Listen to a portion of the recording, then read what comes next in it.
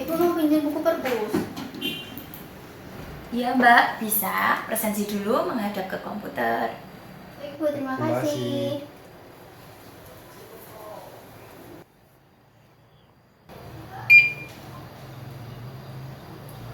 Lumayan, ini situs web perpusnya apa ya? Iya Bu, kok ini susah banget ya ini.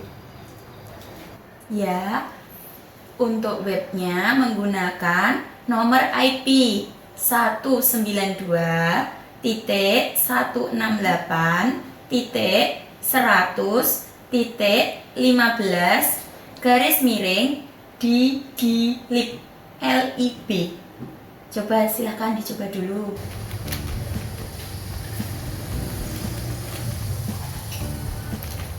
Ini berapa ya? Berapa ya tadi? Coba 100. Terus? Apa ya? Belum aku malah. Lumayan sulit ya? Ya ini kok susah banget ya Bu. Ya Mbak, coba saya tanyakan ke admin dulu ya. Halo? Pak Hafid ya? Ini tuh ada komplain dari siswa terkait web perpus itu kan alamatnya terlalu panjang kalau menggunakan IP. Apakah bisa dibantu untuk dirubah menjadi lebih pendek atau lebih mudah gitu Pak? Saya tunggu. Terima kasih Pak Hafid.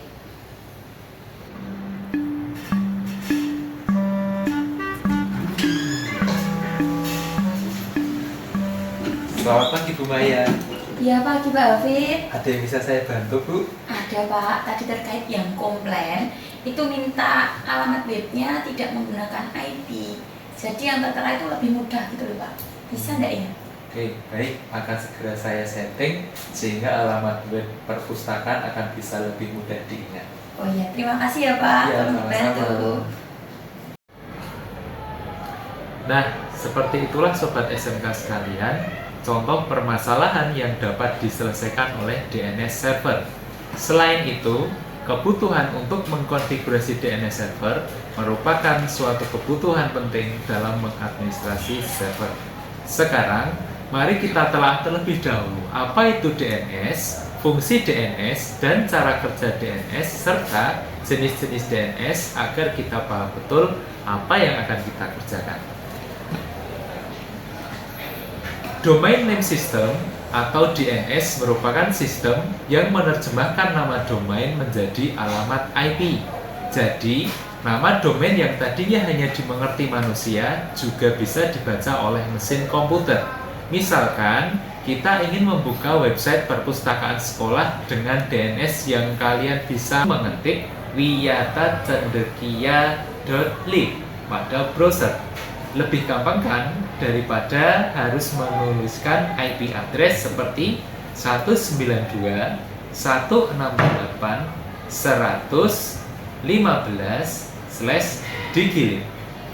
DNS sendiri bekerja pada lapisan aplikasi dan menggunakan protokol UDP pada port 53. Fungsi utamanya adalah penerjemah atau resolver. Sekarang lanjut ke fungsi DNS. Fungsi DNS adalah mencocokkan nama domain dengan IP address, sehingga kita bisa menemukan dan mengakses suatu website ibaratnya seperti menyimpan daftar kontak di handphone. Seperti saat kita ingin menelepon teman kita tinggal mencari nama kontak mereka, jadi tidak perlu mengingat nomor handphone mereka lagi kan? Nah, cara kerja DNS juga mirip seperti mencari nomor handphone di daftar kontak karena DNS juga memetakan nama dan nomor internet protokol. Yuk kita lihat bagaimana DNS bekerja. Yang pertama, query. Query adalah saat di mana kalian mengetikkan URL ke address bar pada browser. Katakanlah wiyatacendekia.lib. Dari sini, server DNS akan mencari alamat IP yang cocok untuk nama domain itu pada rekam data yang tercatat di sistem, tepatnya di file host dan disk. File host adalah file yang berfungsi mengarahkan nama domain ke IP address tertentu, sedangkan CIS merupakan data sementara yang tercatat di komputer dan aplikasi yang kita pakai. Berikutnya, kalau DNS server tidak menemukan data alamat IP pada file host dan CIS, akan terjadi DNS recursion. Di sini, DNS mencari informasi dalam case penyedia internet kalian. Nah, seandainya di server masih belum menemukan alamat IP di penyedia internet, dia akan mencarinya ke root name server. Root name server adalah semacam database yang menjawab pertanyaan soal nama domain. Setelah sistem menemukan server website, authoritative name server akan mengambil alih tugas. Jenis server satu ini memiliki semua informasi lengkap soal situs web yang dituju. Dari sini, sistem akan mengirimkan kembali informasi website ke browser. Sekarang, browser akan menampilkan website yang kalian inginkan. Tapi, meski website sudah bisa diakses, proses kerja DNS masih berlanjut, yaitu DNS caching. DNS caching adalah proses menyimpan IP address yang didapat dari authoritative name server. Jadi, kalau nanti kita mengetikkan nama domain yang sama, tentunya proses pencarian akan lebih cepat. Nah, secara umum itu tadi cara kerja DNS. Meskipun begitu, ternyata jenis DNS record itu ada banyak dan fungsinya berbeda-beda. Mari kita bahas beberapa jenisnya. Pertama, NS record.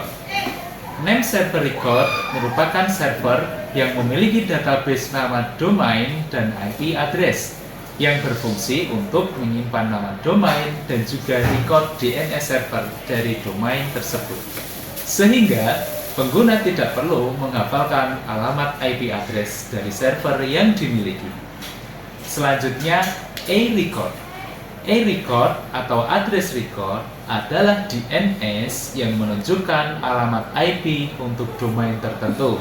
Misalnya, A-record untuk domain wiyatacendekia.lib adalah 192.168.115. Oh iya, A-record hanya mendukung IPv version 4 saja ya. Berikutnya, CNAME record. CNAME record adalah singkatan dari Canonical Name Record. Fungsi DNS ini adalah sebagai alias untuk domain lainnya. Jadi, pengguna bisa mengakses satu website yang sama meski nama domainnya berbeda. Dengan kata lain, mengarahkan banyak website ke satu alamat IP yang sama. Misalnya, kita punya subdomain alias.domainanda.com dan alias 2 domainanda.com. Kalian bisa mengarahkan kedua domain tersebut agar mengarah ke satu domain utama, yaitu utama.domainanda.com. Kemudian PTL record. PTL record atau pointer record yaitu record DNS yang berfungsi untuk memetakan IP address ke sebuah hostname. PTL record juga bisa disebut sebagai reverse DNS. Hal ini disebabkan karena PTL record memiliki fungsi yang berkebalikan dengan e-record. Sekarang, kalian sudah tidak bingung lagi kan dengan apa itu DNS? Sekarang, kita akan mulai untuk mengkonfigurasi DNS di server, di mana kita akan konfigurasi secara remote ya.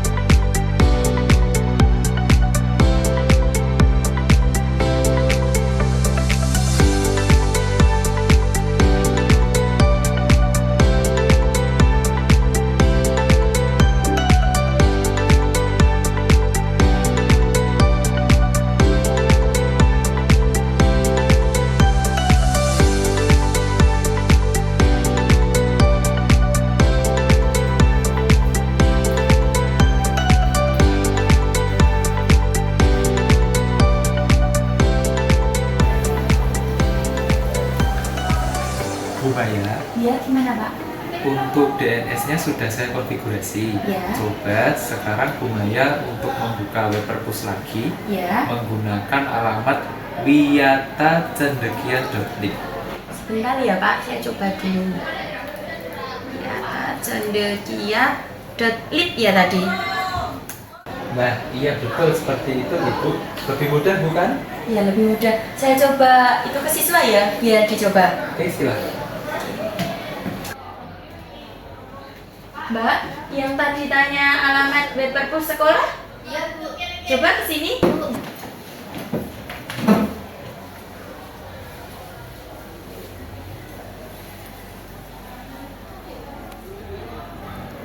Mbak, coba sekarang melalui komputer, menghadap ke komputer dulu, ke sana nanti. Terus seperti tadi, tetapi alamatnya berubah menjadi wiyatacendekia.lib.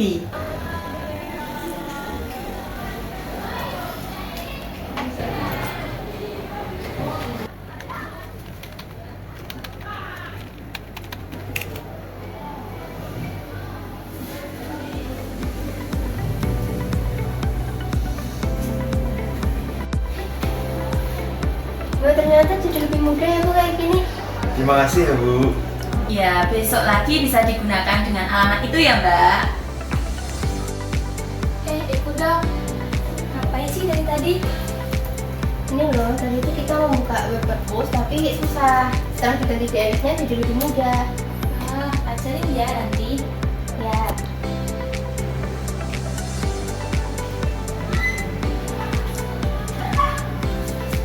Nah, seperti itulah rekan-rekan guru dan juga siswa sekalian. Manfaat kita dari mengkonfigurasi suatu DNS, maka dari itu akan memudahkan kita ketika kita mengakses sebuah web. Selamat mencoba!